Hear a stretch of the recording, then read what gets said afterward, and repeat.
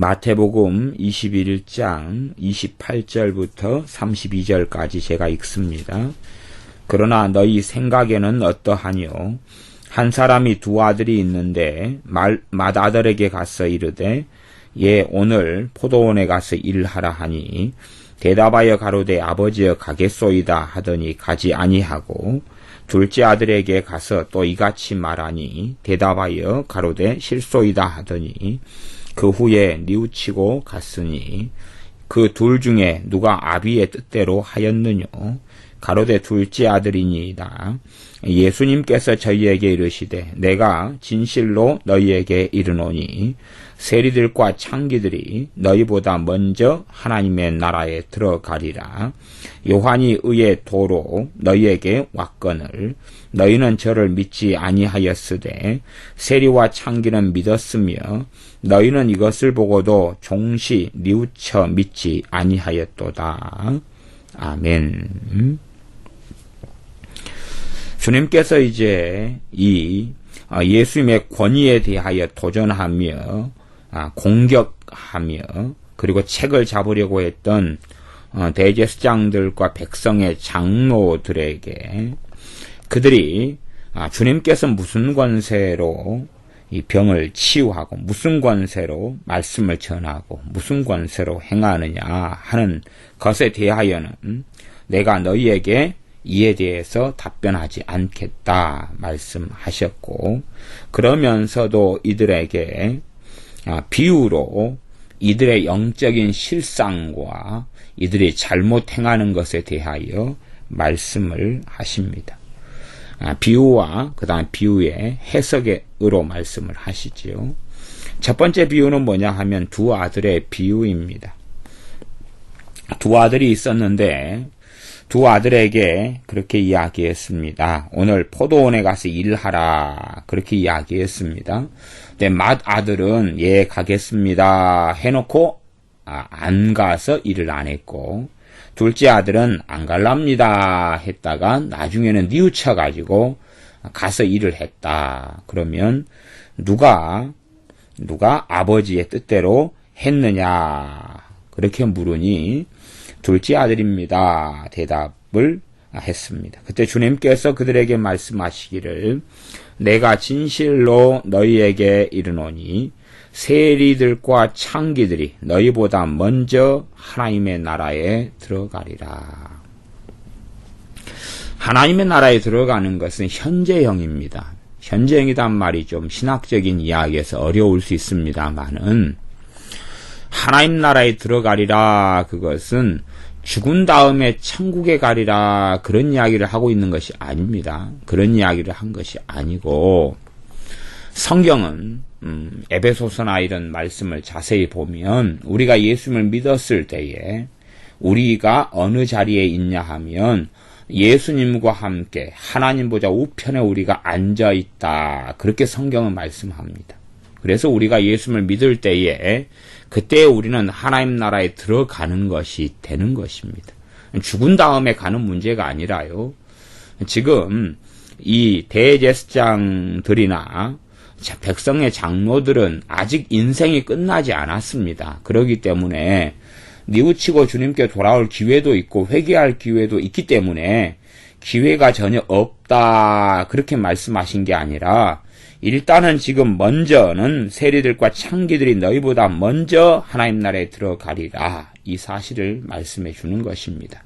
그들이 들어오게 될런지 그렇지 않게 될런지에 대해서는 말씀하시지 않고 그래서 먼저 하나님 나라에 들어가리라 그것은 아니 어떤 면에서 보면은 이 대제사장들이나 백성의 장로들은 늙어서 죽는 걸로 따질 때는 이들은 먼저 늙어 죽거든요. 그러니까 늙어 죽는 걸로 한다면 뭐 창기들 같은 경우는 늙은 나이는 창기를 못 하잖아요. 다 싱싱할 때 20대, 나이 들어봐야 30대. 그러니까 늙어 죽는 걸로 하면 대제사장들이나 백성의 장로들이 훨씬 빨리 죽어요.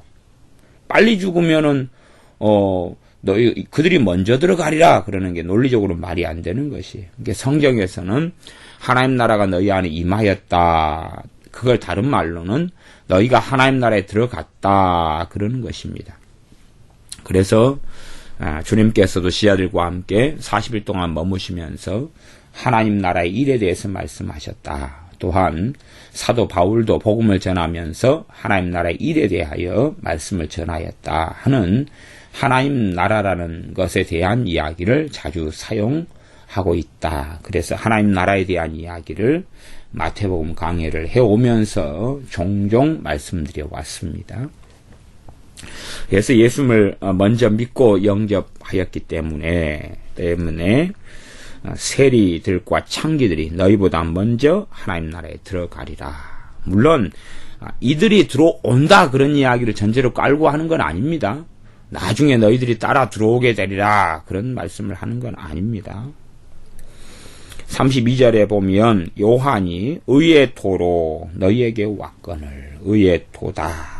그 말은 하나님께로부터 말씀을 받아서 하나님의 의로운 말씀을 전했고, 또한 세례 요한이 주님에 대해서 말씀했기 때문에 어떤 면에서는 복음을 전한 것이 되어집니다. 그렇게 너희에게 왔거늘 너희는 저를 믿지 아니하였으되, 세례 요한이 하나님으로부터 보냄받았다는 것을 믿지 않았다는 것이지요.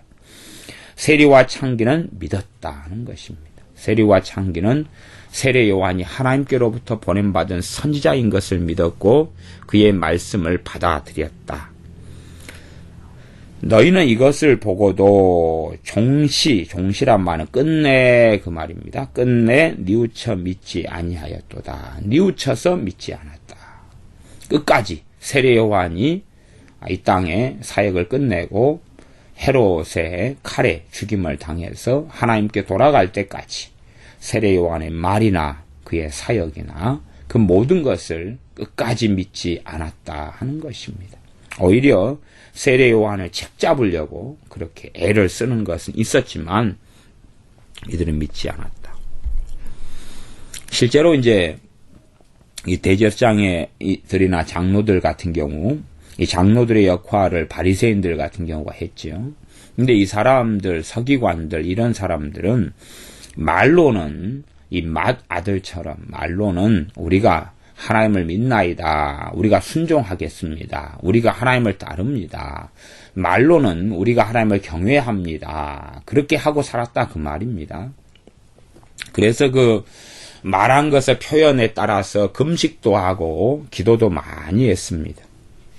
어떤 면에서 볼 때는 우리가 하나님을 잘 섬기는 열매가 일주일에 한 번씩, 일주일에 두 번씩 금식하고 11조를 드리고 또한 기도 생활을 열심히 하는 것이 하나님을 잘 섬기는 열매다. 그렇게 그들은 주장할 수 있었을 것입니다만은 주님께서는 너희들은 맏아들과 같이 말로는 순종하는 것처럼, 말로는 하나님을 섬기는 것처럼 했지만 실제로는 너희는 하나님을 믿는 것도 아니고 하나님께 순종한 것도 아니다. 그렇게 말씀하시는 것입니다. 이들에게 주님께서 아주 직격탄을 날리시는 거죠. 백성들이 있는 자리에서 너희는 세리와 창기보다 못하다. 세리와 창기는 그들은 처음에는 순종하지 않고 따르지 아니하였으나 그들은 뉘우쳐서 그래서 아버지의 말씀에 순종하고 포도원에 가서 일하라는 말씀대로 순종했다. 그러나 너희는 세리와 창기는 그래서 먼저 하나님 나라에 들어가는데 너희는 끝까지 뉘우쳐서 믿지 않는다. 그래서 세례 요한에 대한 이야기를 가지고 하시지만 사실은 주님 자신에 대한 이야기, 주님을 믿지 않는 이야기를 이 안에서 이렇게 복선으로 가지고 말씀하시는 것입니다. 왜냐하면 세례 요한은 주님을 증거하였기 때문에 세례 요한을 믿는다 하는 것은 당연히 주님을 믿는다 하는 것이 됩니다. 세례 요한의 사역의 목적이 주님의 길을 예비하러 왔기 때문에 세례 요한을 믿는 것은 주님을 믿는 것이지요. 그러나 세례 요한을 믿지 않는 것은 결과적으로 주님을 믿지 않는 것이 되어집니다. 그래서 이 세리와 창기들은 믿었다. 실제로 이 창기들이 예수를 믿는다 그렇게 믿었어도 창기들 가운데서도 옛 삶으로 돌아간 사람도 많을 거예요. 실제로. 왜 그러냐 하면 예수를 믿는다 그래서 그들의 삶의 문제가 다 정리되지가 않는단 말이에요. 그러니까 우리나라에도 이 창녀촌 같은 데 가면 그들이 서로 예수를 믿었다 그래도 조폭들에게 잡혀 있고 그 다음에 빚으로 매여 있는 몸이 어떻게 쉽게 해방되고 풀어지느냐 그 말이에요. 예수를 믿는다 그래서 자동적으로 자신들이 가지고 있는 7천만 원 빚이 없어지지도 않고 자신들이 조폭에게 매여 있는 그것이 없어지지도 않지요. 그래서 주님의 말씀대로 신문대로 너희가 거두게 되리라 하는 말씀을 갈라디아서에서는 하고 있는 것입니다. 그래서 참으로 주님을 영접하고 믿은 다음에는 창기들이 믿은 다음에는 그 삶에서 벗어나기 위하여 발버둥 치면서 하나님께 기도했어야 맞는 것입니다. 그렇게 엎드리며 하나님의 은혜를 구하고 간절히 탄원하고 그럴 때에 이제 피할 길을 주시면서 그 삶에서 하나하나 벗어나도록 길을 인도해 가실 것입니다. 그러지 이 세리와 창기들이 주님을 믿었다. 그러니 거기에서 모든 것이 다 끝났다. 그런 것은 되지를 않습니다. 그렇게 쉽고 단순한 것이 인생이 아니다 하는 것입니다. 실제로 감옥에서 예수를 믿는 사람들이 종종 있습니다. 감옥 속에서는 모든 것이 자유가 없기 때문에 이러한 세상적이고 세속적인 사람들이 감옥 안에 들어가서 예수를 믿게 되어도 감옥 안의 환경이라는 것이 죄를 억제하는 환경이기 때문에 그렇습니다. 감옥에 있을 때는 성령 충만도 하기 쉽고 또 주님을 영접하고 믿고 예배당에 나가서 찬송 부르기도 쉽다 그러는 것이. 그런데 감옥 안의 삶을 막상 벗어나 가지고 자유를 얻어서 나온 다음에는 자신의 손과 발로 일해 가지고 먹고 살아야 되는데 과거에 도둑질한 사람은 도둑질하는 것이 훨씬 쉽고 과거의 사기꾼은 사기치는 것이 훨씬 쉽다 하는 것이에요. 그래서 오히려 과거의 삶으로 돌아가거나 혹은 심지어 어떤 사람은 그런 사람들이 종종 사실은 저도 만났는데 나는 감옥 속에 있다가 나왔다. 나는 예수를 믿는다. 그러니 나 좀 도와달라. 안 좋은 식으로요. 안 좋은 식으로 협박을 하거나 거짓말을 하거나 사기를 치거나 그렇게. 그래서 전에도 어떤 사기꾼이 이 교회 개척교회 하나님께서 나를 보냈다 그러면서 하나님께서 내가 지금 사업을 하는데 이 교회에 조만간 봉고차를 사주겠다 뭐 그렇게 해가지고 왔던 사람도 있었어요. 물론 알고 매달음 지나서 가니까 전에 제 매형이었던 목사님이 그분도 이 사기꾼에게 당하셔가지고 돈을 사기를 좀 당하셨더라고요.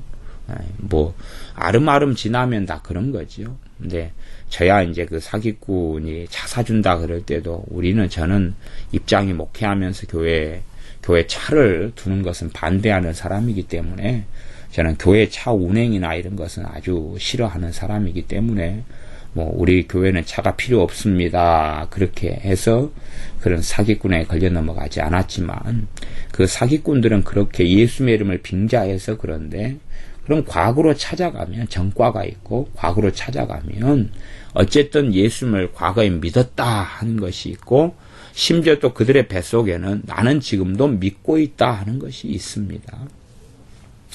그래서 세리와 창기가 예수를 믿었다. 그렇게 저희는 믿었다. 근데 믿었다 그랬는데 그것은 주님을 믿었다 그렇게는 안 하고요. 지금 세례 요한 이야기를 하고 있으면서 믿었으며 그렇게 말씀하는 겁니다.